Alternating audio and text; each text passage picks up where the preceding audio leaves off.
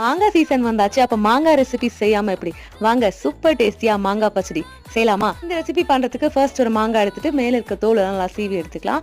தோல் வந்து ரொம்ப டீப்பா எடுக்கணும்னு அவசியம் இல்லை. மேல இருக்கிறத லைட்டா எடுத்தீங்கன்னா போதும். எடுத்துட்டு உங்களுக்கு எந்த ஷேப்ல வேணுமோ அந்த அளவுக்கு கட் பண்ணிக்கோங்க.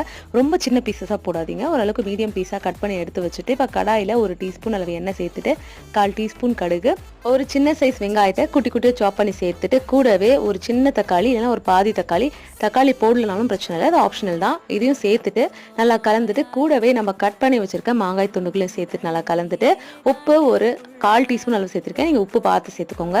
இதையும் சேர்த்து நல்லா கலந்துட்டு ஒரு 1/2 டீஸ்பூன் தனி மிளகாய் தூள் சேர்த்து நல்லா மிக்ஸ் பண்ணிட்டு தண்ணி பார்த்தீங்கன்னா மாங்காய் மூழ்கிற அளவுக்கு தண்ணி ஊற்றிட்டு நல்லா ஹை ஃப்ளேம் வச்சு கொதிக்க விடலாம். நல்லா மாங்காய் வெந்து வந்ததுக்கு அப்புறமா ஒரு 1/2 கிளாஸ் அளவு வெல்லம் சேர்த்துருக்கேன். நீங்கள் நாட்டு சக்கரை சேர்த்துக்கலாம். ஸ்வீட்னஸ் உங்களுக்கு ஏற்ற மாதிரி நீங்கள் எக்ஸ்ட்ரா கூட சேர்த்துக்கலாம். இப்போ நல்லா கலந்துட்டே இருந்தீங்கன்னா கொஞ்சம் நேரத்தில் இந்த மாதிரி சூப்பராக பச்சடி ரெடி ஆகிடும். கண்டிப்பாக நீங்களும் ட்ரை பண்ணி பார்த்துட்டு மறக்காம நம்ம சேனல்